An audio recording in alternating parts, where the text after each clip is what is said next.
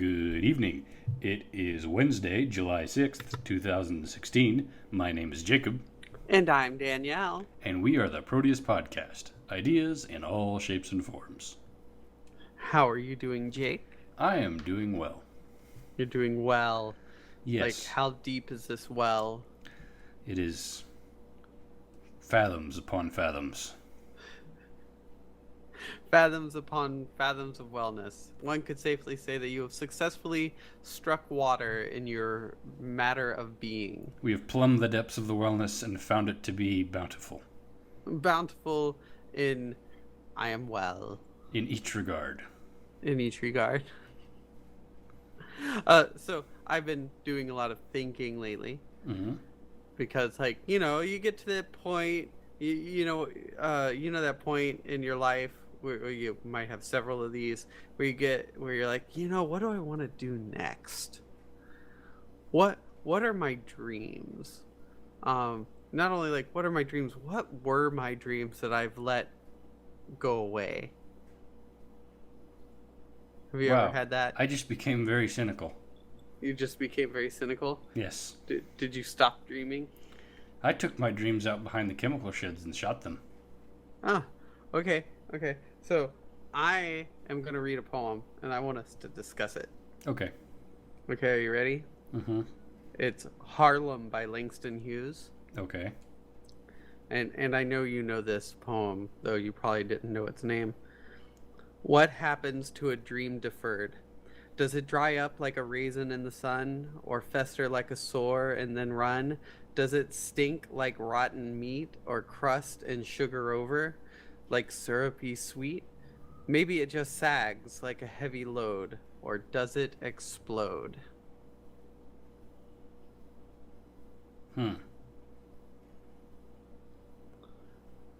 So, dreams as a fruit. Let's start there. Raisin. A raisin? It starts off as a succulent plum, skips being a prune, and moves straight to raisin. A raisin. So, so for me, as I'm like going through my thought process, like what are the things I want to accomplish? I find that some of my dreams are still succulent fruits.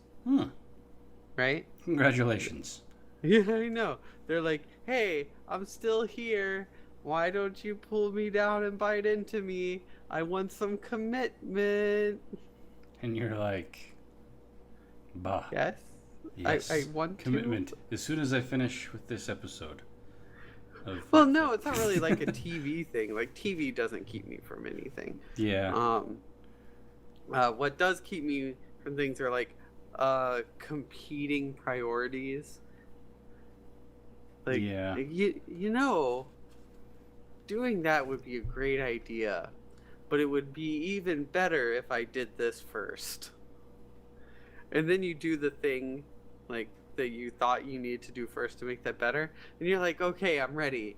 But there's this other thing that will make it even better. It's like this unending cycle of, like, putting something off. Yeah. In the name of doing it. I suppose it's very similar to the situation of kicking the can down the road because you've got a goal that you simply lack even the beginnings of the means to achieve. Like, well, I have to, if I want to accomplish that goal, I have to go through A and Z with all of the steps in between to get to where I can even start on that goal. And yeah. Or maybe another way to look at it is same analogy, kicking the can down the road. It's like, I really want to pick up this can and throw it away.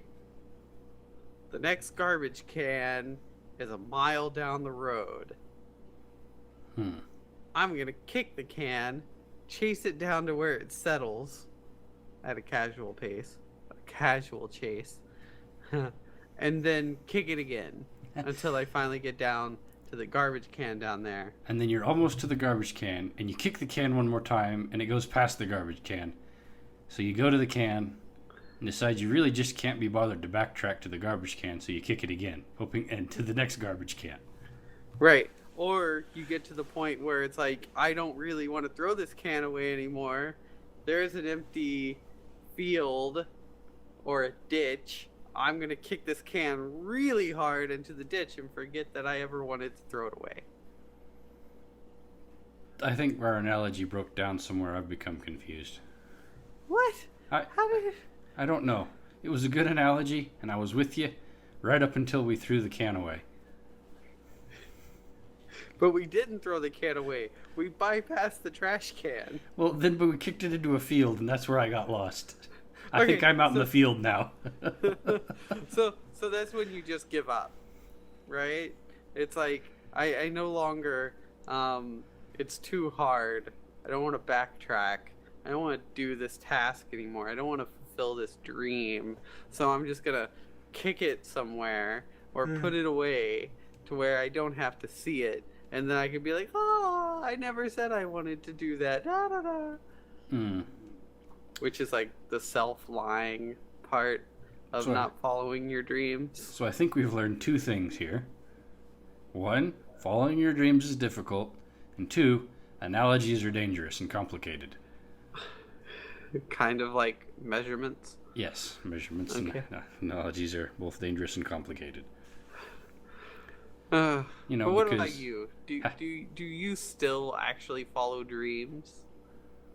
No. No. That I'm not entirely sure I'm following them. It's like it's possible that me and the dream are on the same road, generally headed in the same direction, but it's not exactly a following situation. It's just kind of the dream wanders on ahead and then falls down along in the dust and thrashes around for a while, and I trudge past it and say, "Come on, dream, we gotta go." And we walk down the road for a ways, and then I fall down, and the dream's like, "Hey, cut that out. I'm gonna go on ahead when you come on when you feel better." And then, it's this sort of this leapfrogging, just trudging thing going on. It's like we're still committed to the dream and the destination, but neither one of us are trying very hard to get there. It's like 3 sets of clothes and 2 shin splints later. Yeah. And you're carrying a sack full of rocks that you got somewhere and you don't remember why. You just got to bring these rocks with me.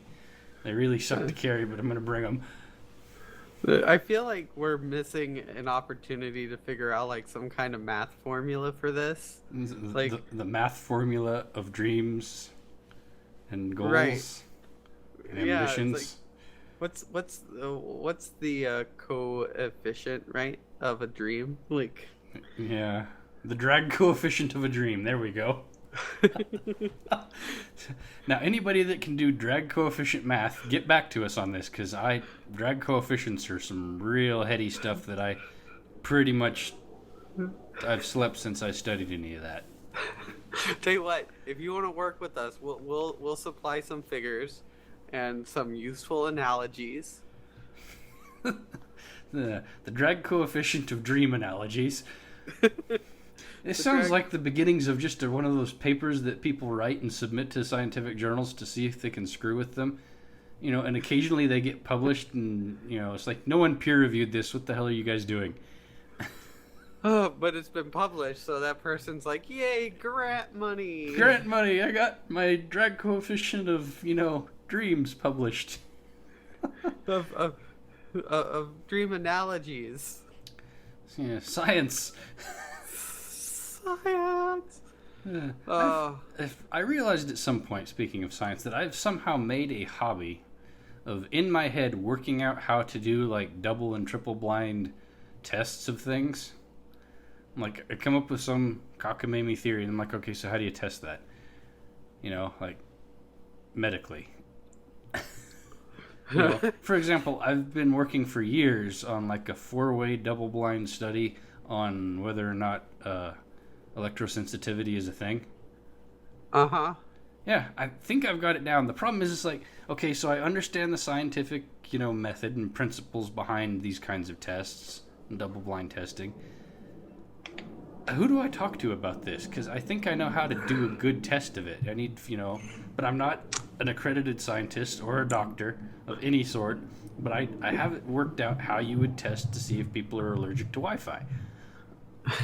All right. Hands down, double blind, really good scientific, method here. But So I'm stuck now because it's like, okay, so now I know how to do it. Who do I so, talk so to? in a way, you're in luck due to your location. No, it's actually There. expensive, and the location doesn't matter. No. You have at your disposal grad students needing to write thesis papers. Yeah, that's true.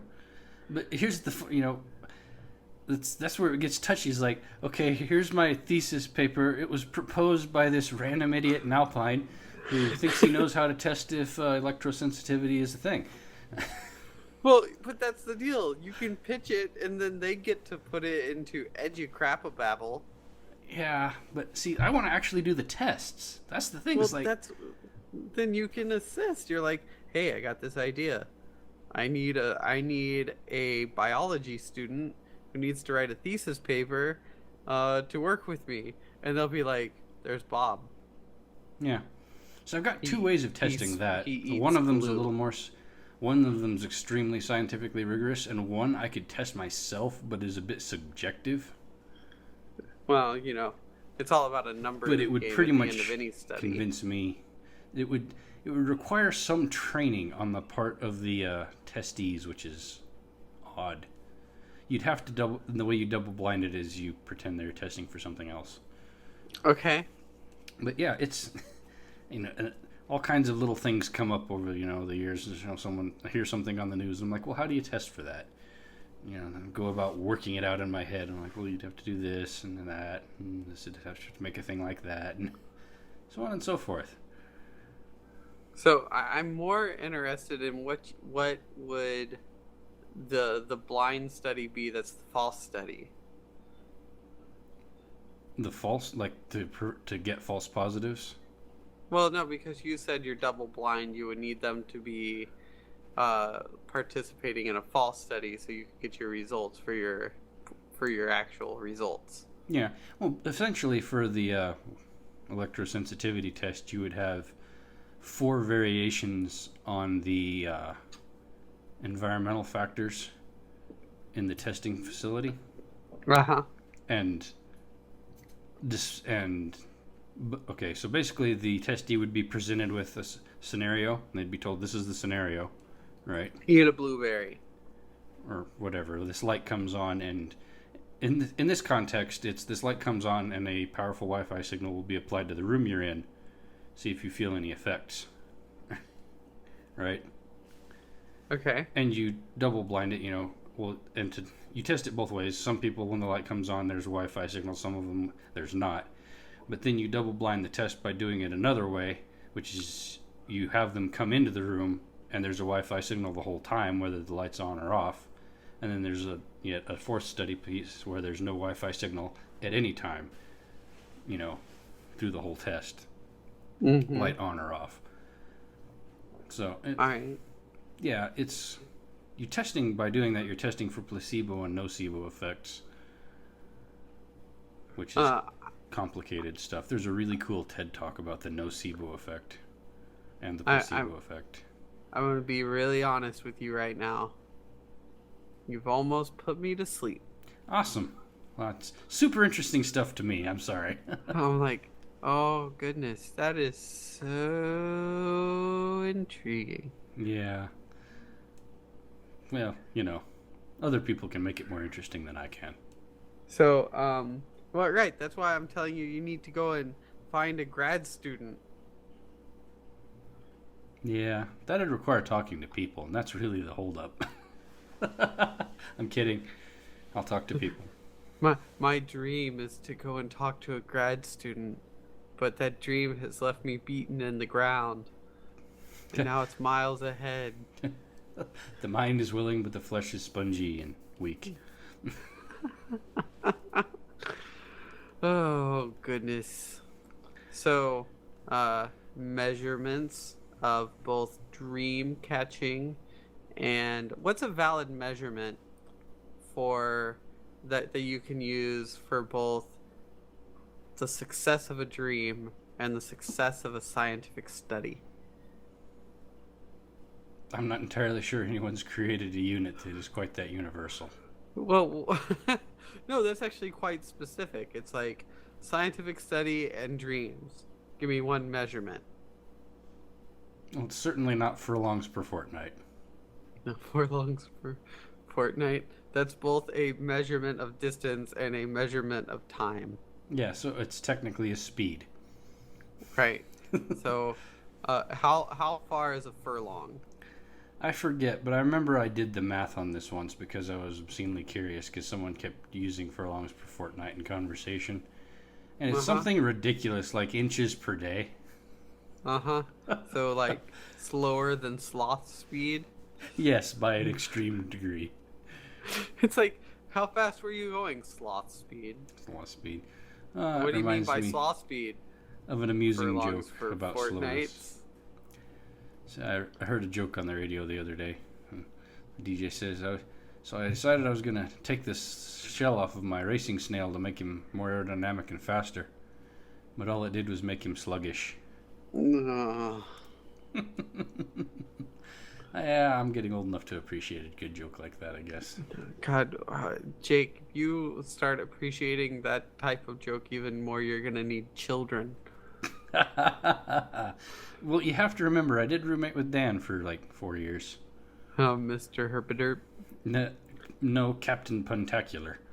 Yeah, Herpaderp and Captain Puntacular are pretty close in my book. Yeah, they're practically cousins. How is Dan? Haven't heard from him in years. What do you mean? Haven't heard from him in years. I've tried to contact him on multiple occasions. I'm told he is married with children, which is probably why I can't get a hold of him. Aw. He's like, can't talk about what that roused about the Jake. Can't talk right now, very busy. Can't talk right now, very busy. Kids. Kids, come back. Leave the cat alone. Come alone. Wait, I don't like that cat. Mess with the cat. Mess with the cat. Yeah, you gotta... It's Dan. I can only imagine what his progeny will be like. Oh God. Should be pretty entertaining. I got this visual image in my head. Stunning, isn't it? Well, it's akin to watching napalm burn. You can't look away because it's way too cool, but man.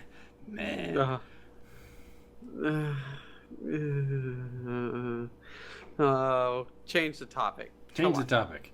All right, ladies and gentlemen, because we are nothing if not succinct, we are changing the topic. And what do you want to change the topic to? Seeing whether or not Jacob can pronounce succinct 3 times in a row. That's a very boring topic. Yeah, well, it's usually pretty much a fail on the third go-around anyways. Okay, go. Succinct. So we got 2 for 3.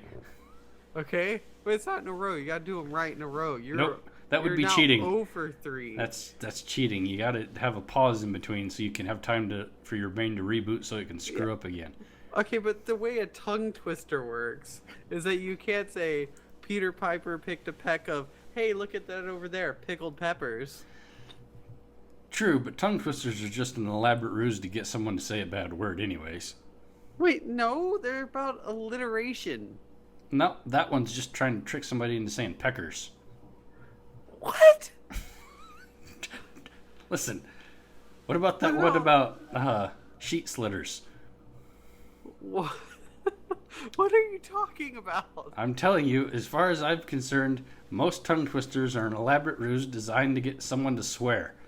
What about my silly sister Sally? Sells seashells by the seashore. Yeah, I'm sure there's a mistake in there that makes it awkward and mixed company. What about Moses supposes his toes are roses, but Moses supposes erroneously? Yep, someone's going to accidentally say erogeously. What? Who would say erogeously instead of erroneously? And that wouldn't even happen in a tongue twister. That's the point. Is you start speeding up, and eventually a Freudian slip falls in there. What? No. I'm telling you, this is what tongue twisters do. Maybe in your teenage mind brain. No, this is just my experience with tongue twisters. Eventually, Okay. you end up swearing.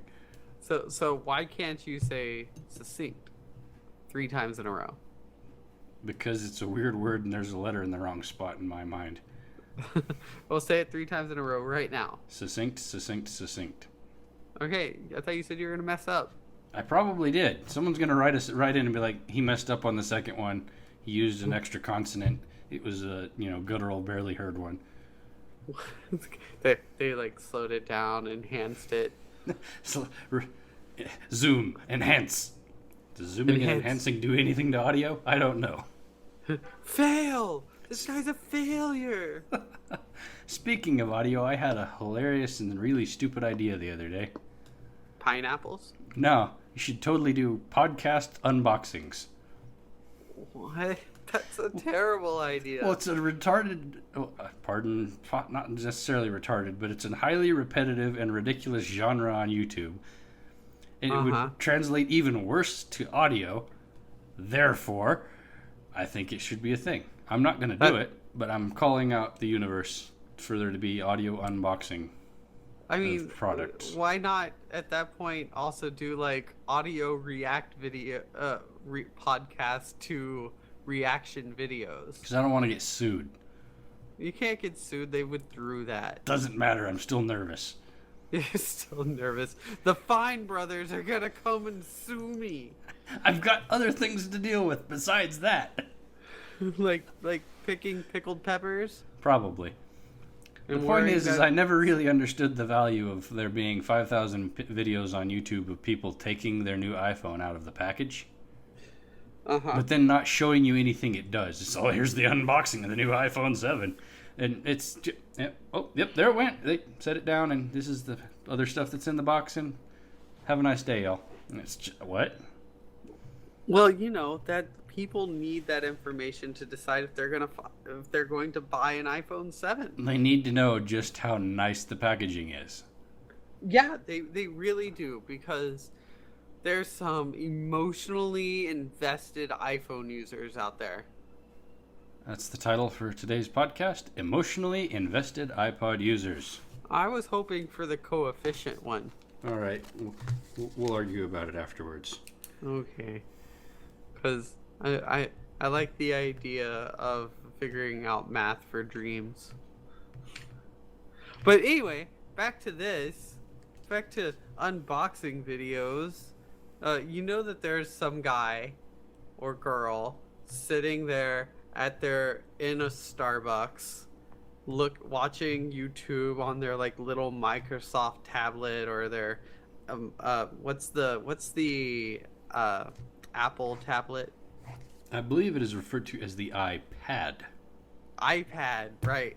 That device, and they're sitting there drinking their triple macchiato lavender pumpkin spice latte no whip.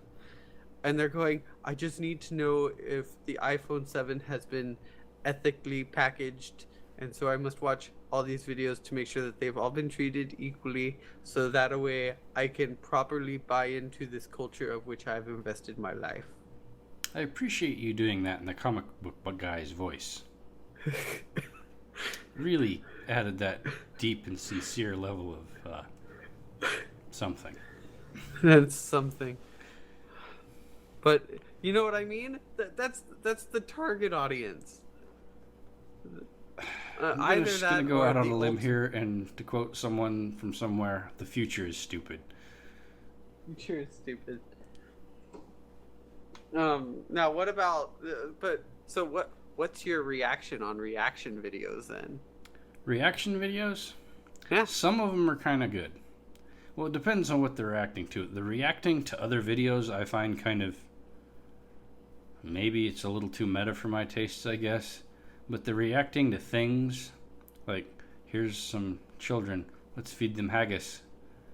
Those I find hilarious, and usually will watch. Because children are brutally honest people, and it's a lot of fun to watch them taste weird food. Yeah. And then watching old people play video games is kind of funny. Why is that? I don't know. Because some of them get a real kick out of it, and some of them are just like, oh my, this is entirely too much for me. And Yeah, so but that's I know adults. See, this is my problem with reaction videos. Like teens react or senior citizens react to. I was like, you know what? You take any cross section of any group of people, and you'll get a similar reaction. I think that's the whole point. Is it's showing the broad range of emotional interaction that society presents to everything. I personally am completely uninterested in reaction videos. I don't watch a lot of them. The ones that say, "Hey, that'll should be entertaining," watching kids eat, cuttlefish. Because Now, kids are funny when they're not yours. what was that? What was that show that Bill Cosby had before? He was, um, you know, found out that he was a terrible person. The Cosby Show. No, after that, the kids say the darndest things. Oh yeah, kids say the darndest things. And it was like, here's an adult scenario, little Timmy. What do you think about Wow. Bernie Sanders? That show's a whole lot darker in retrospect. Oh? Here's an adult situation, Timmy.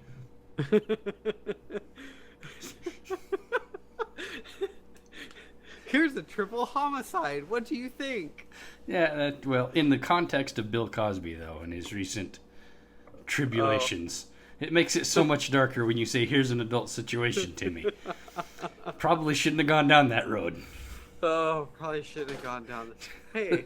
To all our Bill Cosby fans out there, I'm not really sure if I'm sorry or not. I'm not.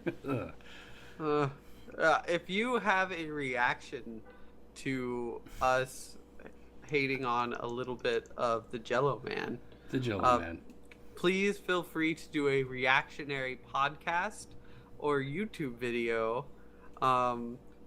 doing a reaction of what we just said.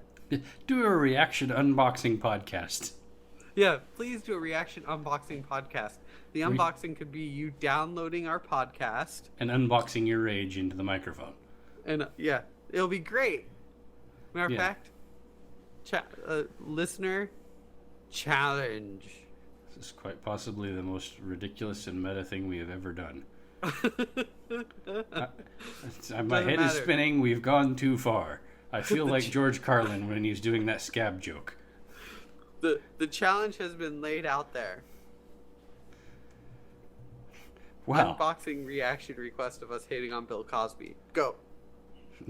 In that case, this conversation went everywhere.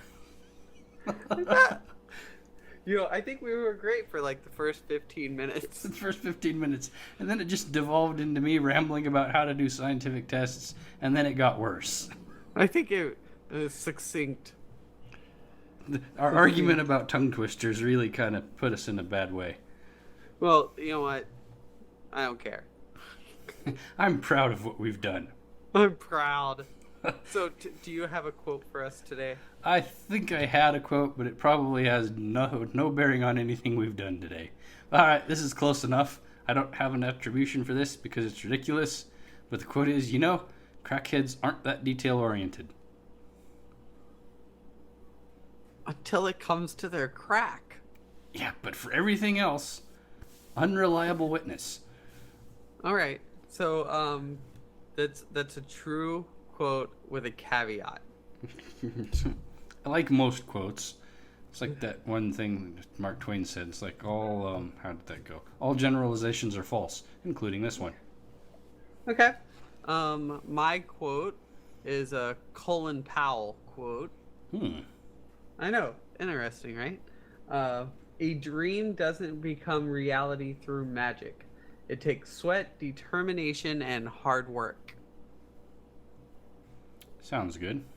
Yeah, not bad. It pertains to about 50% of what we spoke about today. I think so. To be honest, I'm not quite sure where all we've been anymore. I have a roadmap in my head, and I can draw you a map.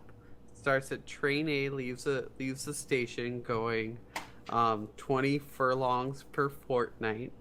And train B leaves another station going at the the coefficient of a dream, and at what point do they reach nirvana is where we've been today. That sounds about right. Um, And at How least bitter they are didn't you? use, Libraries of Congress per cubic furlong. well, I was gonna let you use it. Yeah. Yeah. You can use that for your bitter scale if you want. How jaded are you? 7 hogsheads. 7 hogsheads. All right. You're 7 hogsheads on the jaded meter. I am 3 pinches of salt. And you can measure how much I care in Planck units.